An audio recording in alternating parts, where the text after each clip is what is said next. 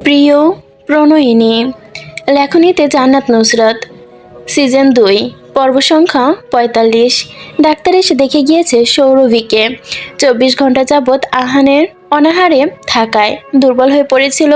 এজন্য মাথা ঘুরিয়ে এভাবে পড়ে গিয়েছিল। তখন হাতে স্যালাইন লাগানো, তার ঘুমাচ্ছে চুপচাপ এখনো। ইরহাম রকিং চেয়ারে বসে দুলছে, সাথে করে পরিরক্ষণ করছে ঘুমন্ত স্ত্রীকে। ঘড়ির কাঁটা দুপুর 3টে বাজায়। পশ্চিমমুখী জানালা দিয়ে তীর্যক আলো রশ্মি প্রবেশ করেছে রুমের ভেতরে, যা গিয়ে আবার সৌরভীর মুখেই পড়েছে। কি নিষ্পাপ চেহারাটা! গতকাল থেকে খিঁচুনিতে কপালটা, শরীর নরম হয়ে আসায় মসৃণ হয়ে গেছে চোখ দুটো। রাত থেকে খাবার খাওয়া না খাওয়ায় মলিনতা যেন ভিড় করেছে তাকে হারিয়ে নিতে।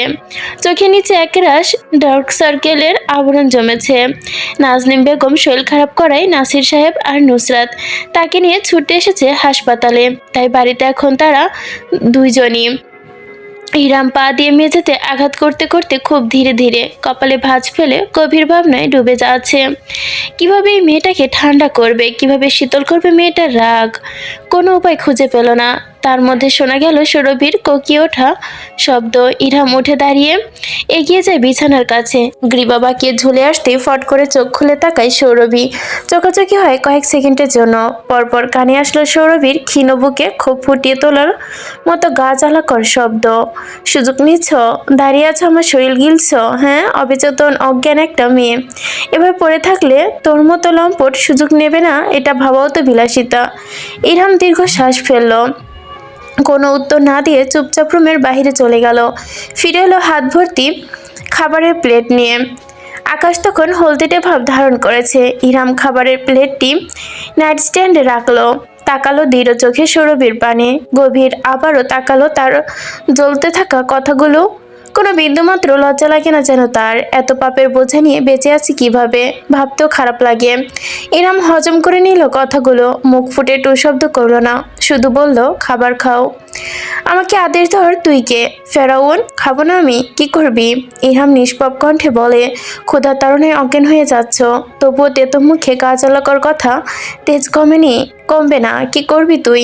ইরহাম প্লেট হাতে তুলে নিয়ে এগিয়ে দিল সৌরভীর দিকে। বলল, কিছু করবো না, খাবার খাও। খাবো না, বাড়ির খাবার খাবো আমি, তোর বাড়ির কিছু খাবো না। ইরহাম ধৈর্য ধরে হাতে থাকা প্লেট বাড়িয়ে দিল সামনে। বলল, গালি দিতে হলে পরিবারের দরকার হবে। এভাবেই তো তেজ কমে যাচ্ছে, শক্তিরও দরকার আছে। নাও, খাবার খেয়ে তেজ আর একটু বাড়াও, পরে আবার তেজি সরে গালি দিবে।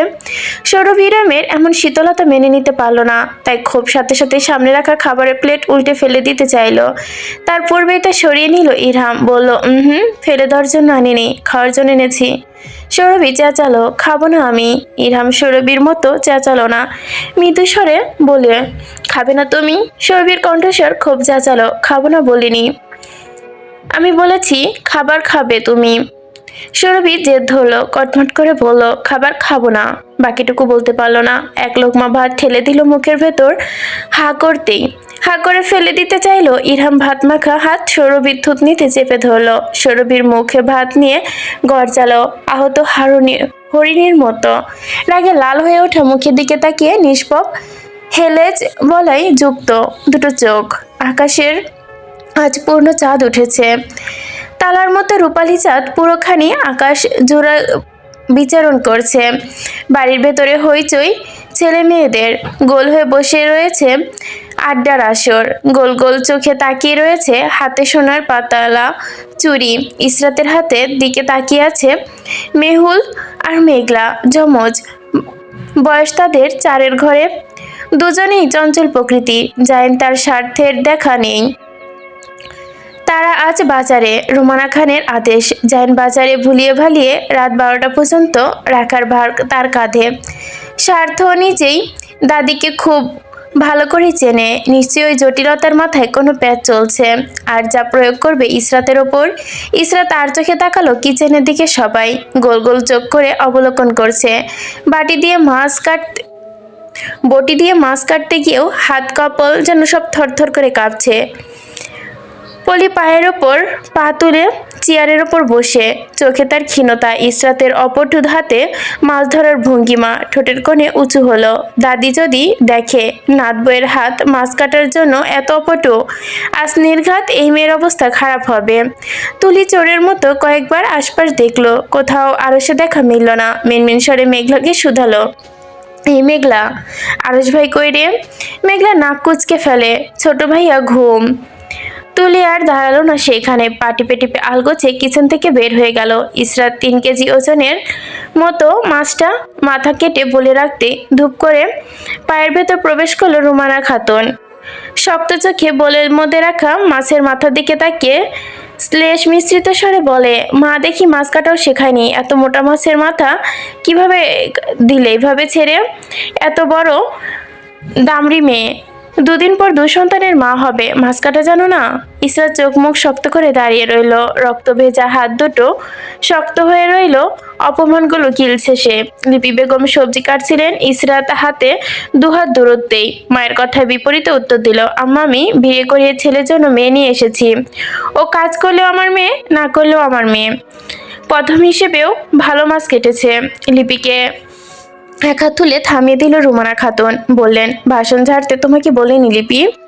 মায়ের ধমকে মুখ পাংশুটে হয়ে গেল তার। রুমানা খাতুন নিজের মেজ বউয়ের দিকে তাকালেন, যে শিলের ফেলে পেঁয়াজ পিষছে। ওইদিকে চোখ রাখতে ডাক দিলেন, পুষ্পা। পুষ্পা নিজের হাত থামিয়ে প্রশ্নোক্ত চাহনি নিক্ষেপ করলো। রুমানা খাতুন বললেন, আজ শিলানোড়া নিয়ে পেঁয়াজ পিষতে জাইনের বউকে দাও, তুমি উঠে আসো মেজ বউ। ইসরাত আটকে ওঠে, চোখ মুখে তার পুষ্পার দিকে স্থির হয়ে। মনে হলো মেজ মামুনি শ্লেষ মিশ্রিত স্বরে বললেন, হারে হারে টের পাবে এবার পেঁয়াজ পিষার মজা। লিপি বেগম মায়ের এমন কথা শুনে বললেন, আম্মা জাইন জানলে খুব খারাপ হবে কিন্তু। ইসরাত কখনো শিলে পেশেনি পেঁয়াজ। রুমানা খাতুন নিষ্প্রক কণ্ঠে বললেন, কখনো পেশেনি তো কি হয়েছে, আজ পিষবে, যাও পেঁয়াজগুলো চুপচাপ পিষো। ইসরাত ভয়ত চোখে তাকালো শাশুড়ি মায়ের দিকে।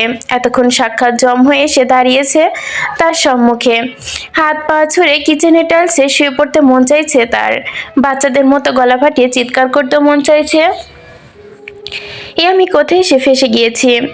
ইসরাত চুপচাপ নিজের ভেতরে ক্রোশ, রাগ, ক্ষোভ, বিরক্তি গিলে নিল।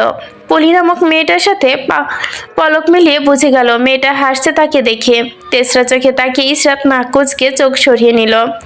নোরা নিজের হাতে তুলে নিয়ে ইচ্ছে করলো সামনে দাঁড়ানো থমথমে মুখটার ওই বুড়ির গায়ে একটা ফেলে দিতে।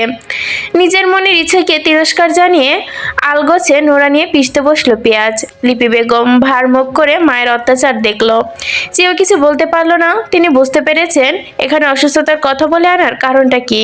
ইসরাতকে দিয়ে আচ্ছা মতো কাজ করিয়ে নিয়ে মনের আক্রোশ কমানো, কেন যে আগে বুঝলো না তিনি এই বিষয়টা।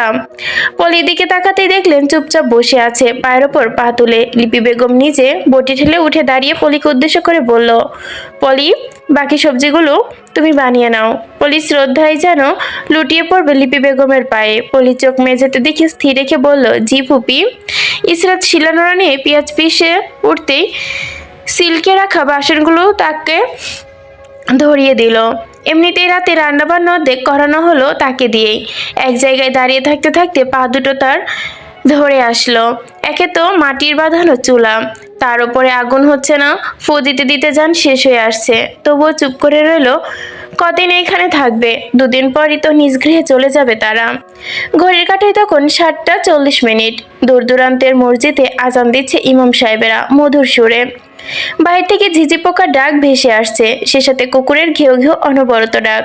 মাঝে মাঝে বাড়ির পেছনে পুকুরের আশপাশ গড়ে ওঠা সব সজুরে সমাহার, জঙ্গল থেকে শিয়ালের হুক্কার ডাকও শোনা যাচ্ছে।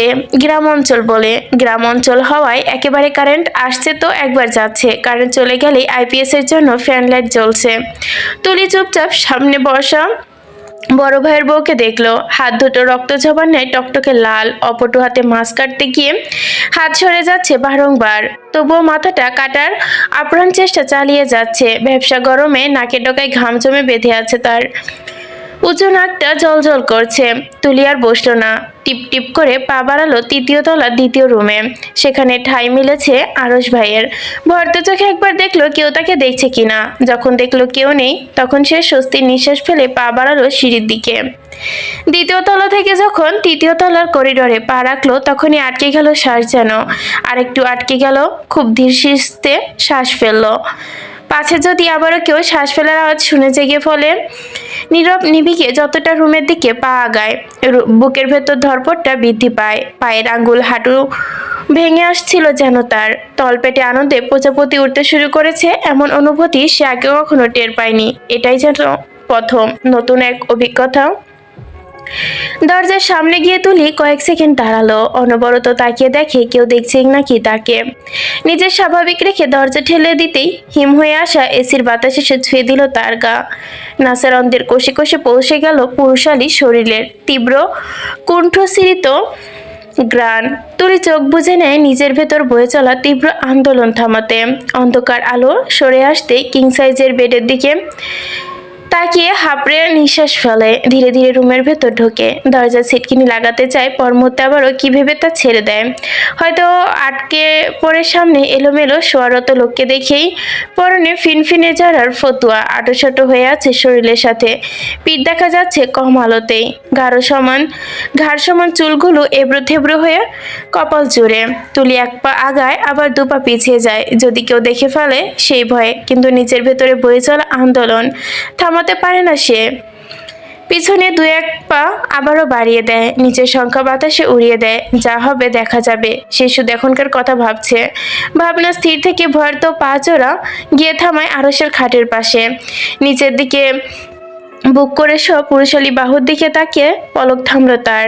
হাত বাড়িয়ে ছুঁয়ে দিতে চাইলো আরশের গাল, নাক, ঠোঁট। হাত সরিয়ে নেয় সে। মাথা ঝেড়ে আজগুবি খেয়ালগুলো ঝেড়ে ফেলে। চুপচাপ দেখতে থাকে ধীরে ধীরে শ্বাস প্রশ্বাস নেওয়া তার স্বপ্নের পুরুষটাকে। নির্জীব চোখে তাকিয়ে রয় কাল বিলম্ব স্থান ভুলে।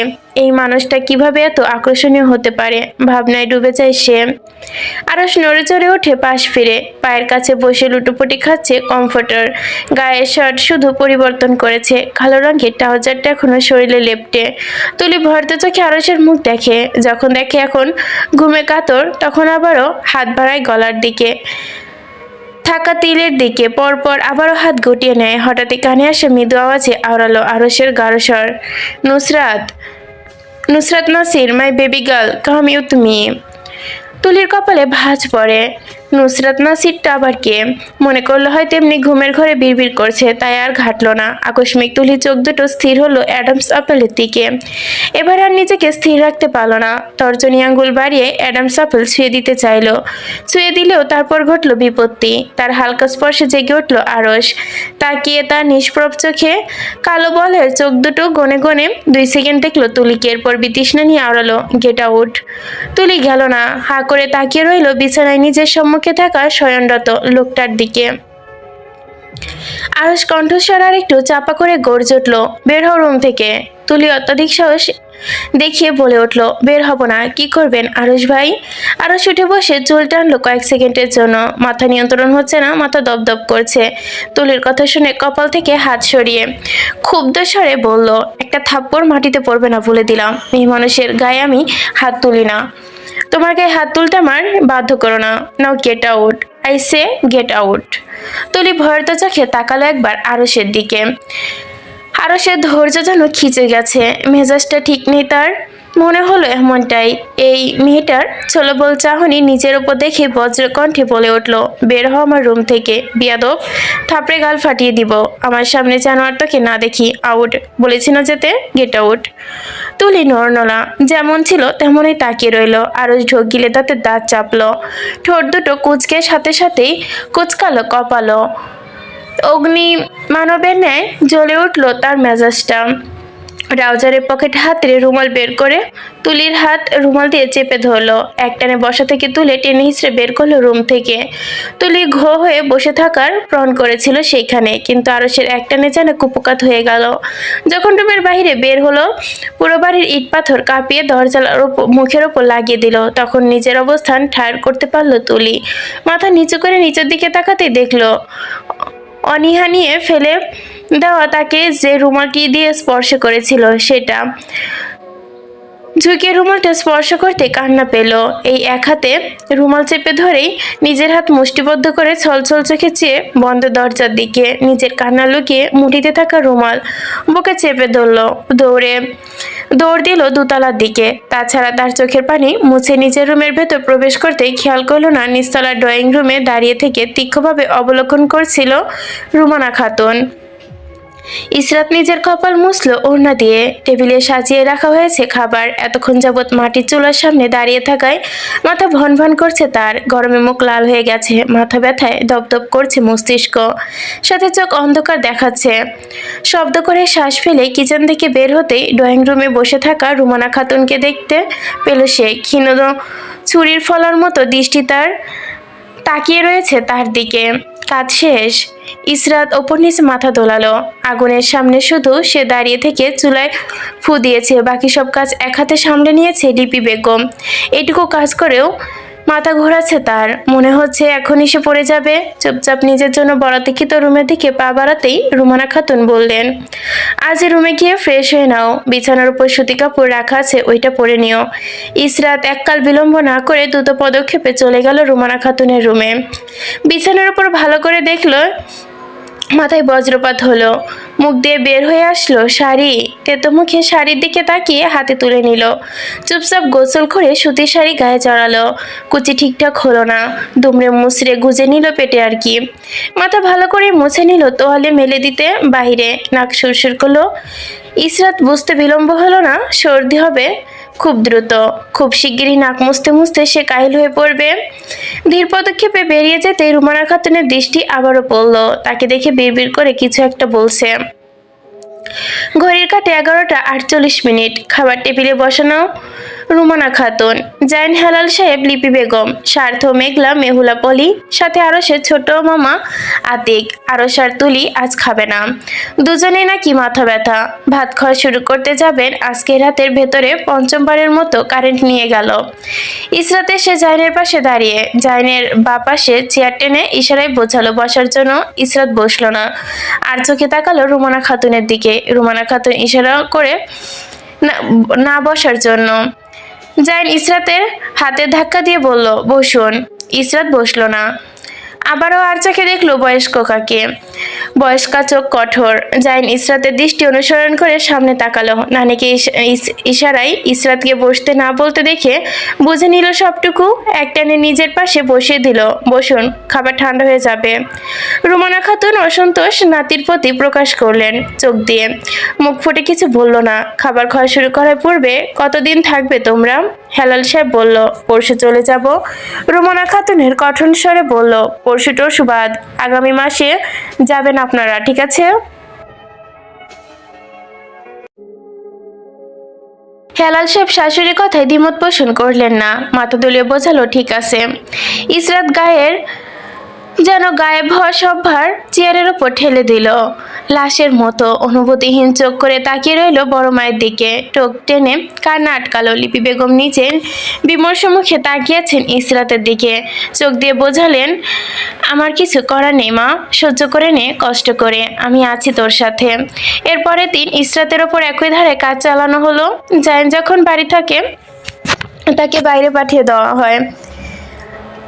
তাকে বাড়ি ফাটিয়ে, এখানে দেখা আছে, হয়তো এখানে ভুল আছে, বাড়ি ফাটিয়ে। জাইন যখনই তাকে বাড়ি ফাটিয়ে ডাকলো তখন শুনলো কাজ করছে। দুপুর 2টোর দিকে রেগে মেগে বের হলো রুম থেকে। বেরোতে এসে এত কিসের কাজ মেয়েটার, এমনিতেই মাথা গরম ছিল তার উপর মেজো মামুনি চিৎকার শুনে মেজাজ আরো খারাপ হলো। যখন কিচেনে উপস্থিত হলো তখন দেখলো ইসরাত আর মেজো মামির তর্কাতর্কি চলছে। ইসরাত এর মুখ দেখে বোঝা গেল ভীষণ রেগে আছে। ক্ষীণ দৃষ্টি, গলা চেঁচালো, একদম আমার মায়ের দিকে আঙ্গুল তুলবেন না। পুষ্পা দ্বিগুণ জোরে চেঁচিয়ে বলল, 100 বার তুলবো। মা মেয়ে মিলে আমার ননাস আর ননাসের ছেলেকে জাদু করে বিয়ে করেছো, তা আমরা বুঝি না মনে করেছো? বেশ্যা মেয়ে। ইসরাত চোখ মুখ কুঁচকে ফেললো। যে নিজেকে যা মনে করে অন্য কেউ তাকে তেমনই লাগে। ইসরাত কথা শেষ করতে পারল না। পুষ্পা হাত শূন্য তুলে ফেললো 5 ইঞ্চি লম্বা জবান যুক্ত মেয়েকে কষে একটা থাপ্পড় মারার জন্য। তার পারলেন না। শক্ত হাতের পিষ্টনে শূন্যে তোলা হাত অমনি রইল। আক্রোশে পেছনে ফিরে মুখের ভাবভঙ্গি বদলে গেল। খুব সরে গিয়ে ভাব যেন মেকি নমনীয়তা। বললেন, বাবা জাইন, তুমি এখানে? কথা শেষ করার আগে যেন চিৎকার করে ডাকলো নানিকে। রুমানা খাতুন জোহরের নামাজ শেষ করে মাতে উঠেছেন। নাতির গর্জনে দ্রুত পদক্ষেপে এগিয়ে আসলেন কিচেনে। চোখে ভয়ার্ত ভাব নিয়ে শুধালেন, কি হয়েছে? যেন বর্জ্য কণ্ঠে বলে ওঠে, এটা আমার বউ, কোনো বেশ্যা না। তোমার ছেলের বউ? কোন সাহসে আমার বউকে বেশ্যা বললো? এদের সবাইকে ভালো করে দেখে নিতে বলো। ও আমার ওয়াইফ, জাইন হেলালের ওয়াইফ। রাস্তা থেকে উঠে আসা কেউ না। এখানে আমার বউ এসেছে আমার সাথে বেড়াতে, তোমার চাকরানিগিরি করতে না। নিজের রেখার পরিধি টেনে নাও সময় থাকতে, নাহলে পস্তাবে। আমার বউকে দ্বিতীয়বার যদি কেউ ছোট করে কথা বলো, তাহলে এ বাড়িতে আমি আর 1 মিনিটও থাকবো না। এক্ষুনি ক্ষমা চাইতে বলো তোমার ছেলের বউকে। রোমানা খাতুন পুষ্পার দিকে অসন্তুষ্ট মুখে তাকালো। পুষ্পা কৃত্রিম কান্নায় ভেঙে পড়ে আম্মাকে দেখে। নাতিকে সামলানোর জন্য পিঠে হাত বুলিয়ে দিতে নিলে ইসরাতের বাহুবন্ধনীতে আটকে সরে গেল সে। তবুও রুমানা বেগমের চোখে মুখে স্বাভাবিক রেখে শান্ত স্বরে বলল, বড় মানুষ ভুল করলে ক্ষমা করে দিতে হয়, এভাবে ছোট মানুষের কাছে ক্ষমা চাইবে? মা ভেবে ভুলে যাক। ইসরাত কিছু বলল না। সে এই মহিলাকে জীবনেও ক্ষমা করবে না। কত বড় সাহস, তাকে কি জঘন্য গালি দিয়েছে। জাইন রুমানা খাতুনকে বলল, হয় তোমার ছেলের বউ ক্ষমা চাইবে, নয় আমার বউকে নিয়ে আমি আজ এই মুহূর্তে এই বাড়ি পরিত্যাগ করব। জাইনের সূক্ষ্মকিতে রুমানা খাতুন একটু টললেন। পুত্রবধূর পানে চেয়ে চোখাচোখি করে নিয়ে কিছু একটা আশ্বাস করলেন। পুষ্পের চোখ মুখে আক্রোশ দপদপ করে ফুটে উঠল। তবুও শাশুড়ির কথা রাখতে ক্ষমা চাইলেন। বললেন, আমিও তো তোমার মায়ের মতোই মা। তোমার মায়ের মন বললে তুমি কি ক্ষমা করে দিতে না? আমাকেও ক্ষমা করে দিও। ইসরাত টু শব্দ করল না।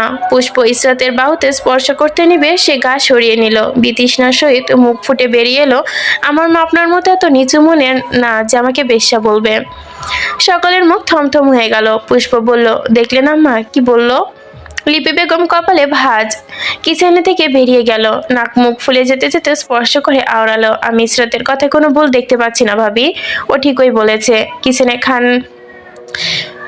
কিচেনে খান বাড়ির সবাইকে থথ মুখে ভাব রেখে প্রস্থান নিল লিপি বেগম। ইসরাত ও জাইন ফিরে তাকালো না দ্বিতীয়বার কেউ ওদিকে।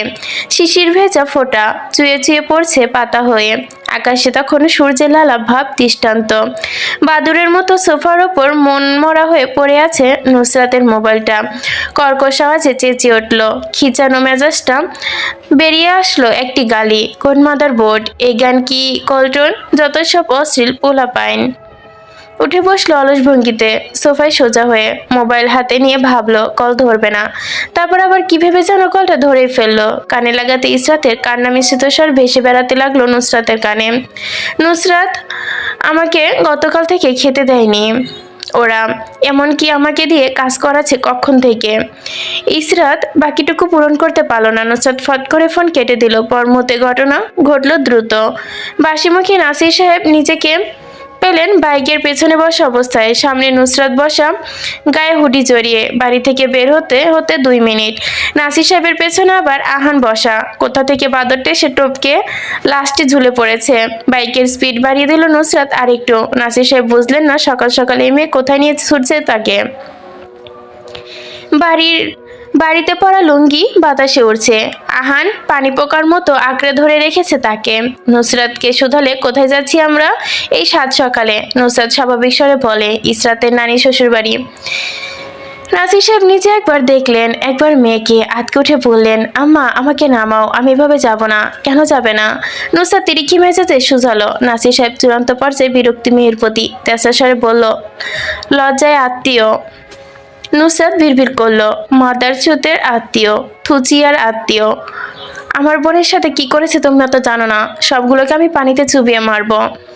সকাল 7টা 40 খানবাড়ির লোহার গেট পেরিয়ে এসে পৌঁছালো তারা। ততক্ষণে নাসির সাহেবের কানে কথাটুকু তুলে দিয়েছে, নুসরাত ইসরাতের খাবার খেতে দিচ্ছে না সবাই।